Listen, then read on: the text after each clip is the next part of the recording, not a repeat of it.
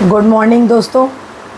आपसे इस वीक में मेरी एक बार बात हुई थी टी पर, तो मैंने सोचा आपके लिए और भी टी लाई जाए। मैंने आपको सभी टी तो दिखाई ही थी, तो उसमें से एक है विष्णुकांता के नाम से जानी जाती है वो पौधा, उसकी टी जो ब्लू कलर के और वाइट कलर के 2 फ्लावर्स में आती हैं। तो वो टी भी बहुत ज़्यादा गुणकारी है और उसको भी बनाने के लिए सिर्फ 2 इंग्रेडिएंट है, एक फ्लावर और दूसरा पानी। इन 2 को मिला करके बनाने से उसके बहुत फ़ायदे हैं। तो मैं आपको पहले उसके फ़ायदे के बारे में बता दूं कि वो किस किस चीज़ में फ़ायदा करती है। अनिद्रा की जिसे बीमारी हो, जिसे नींद नहीं आती हो, रात रात भर वो जाग रहा हो, उसे नींद नहीं आती हो, जिसे गठिया हो, जिनके बच्चों का मानसिक विकास ठीक से नहीं हो पा रहा है, उसके उन बच्चों के लिए भी ये है। साथ ही साथ ये जिनके मुंह पे झाइयाँ पड़ जाती है या जिनको कुष्ठ रोग हो जाता है, वाइट पैचेस पड़ जाते हैं, या जिसे हम कहते हैं कि बड़े वाइट पैचेस भी पड़ जाते हैं, बॉडी पे भी कहीं पे पड़ जाते हैं।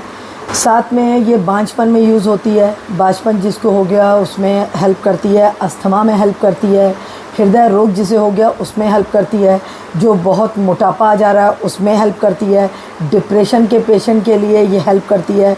साथ ही साथ ये बच्चों को कई दिनों तक जो फीवर आता है जाता है उसमें हेल्प करती है। तंत्रिका तंत्र हमारे नर्वस सिस्टम को सही करती है। और दोस्तों साथ ही साथ ये डायबिटीज़ पेशेंट के लिए भी एक लाभकारी औषधि का काम करती है। तो पहले मैं आपको इसका नाम बता दूं। इसे कुछ लोग अपराजिता, विष्णुकांता, शंकर पुष्पी के नाम से जानते हैं। ये माइथोलॉजिकल फ्लावर के भी नाम से जाना जाता है। हिंदू धर्म में भी इसकी बड़ी मान्यता इस फ्लावर की है। इसे एक नाम दिया गया हुआ है, बहुत अच्छा नाम है आयुर्वेद में, जिसे हम कहते हैं चाक्षुष। का मतलब होता है नेत्र। तो नेत्र को भी ये राहत देती है, जिसको अंधापन हो रहा हो या आंखें कमज़ोर हो रही हैं, तो ये उसके लिए, क्योंकि इसकी आकृति और डिज़ाइन या जो भी इसका फिगर है आप देखिएगा कि आँखों की तरह दिखता है, तो इसे इस नाम से भी हिंदी में बुलाया जाता है। इसी तरीके से इसे अदर्स नेम में भी बुलाया जाता है। तो दोस्तों ये मतलब हर तरीके से इसे गॉडेस फ्लावर भी बोलते हैं।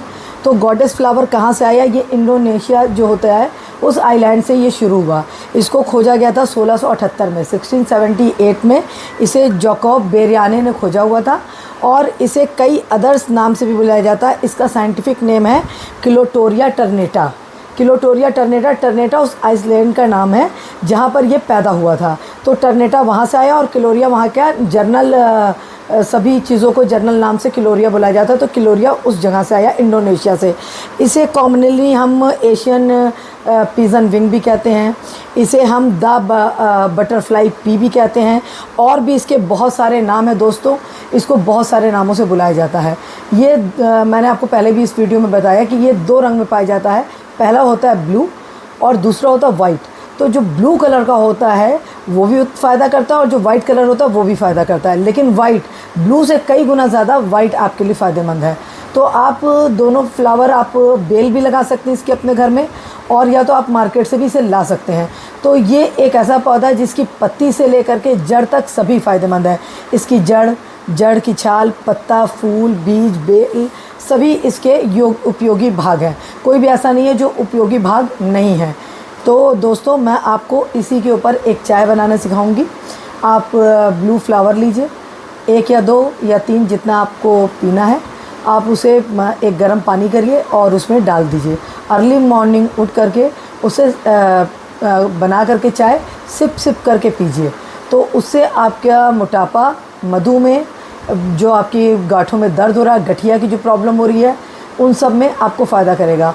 और दोस्तों अगर मेरा ये वीडियो आपको पसंद आया कि आप और भी बारे में जानना चाहते हैं, जैसे गठिया का इलाज कैसे इससे हो सकता है, मधुमेह का इसका इलाज कैसे हो सकता है, या छोटे बच्चों को बार बार फीवर आता है, आपच की शिकायत होती है, बच्चों का मेंटल थोड़ा कमज़ोर है, या आपको बांझपन में क्या प्रॉब्लम है किसी महिला को और है, तो बांझपन में इससे कैसे इलाज हो सकता है, जिसको सफ़ेद झाइयाँ पड़ गई उसका इलाज कैसा है, तो प्लीज़ आप कमेंट सेक्शन में आप ज़रूर बताएं कि आपको क्या जानना है।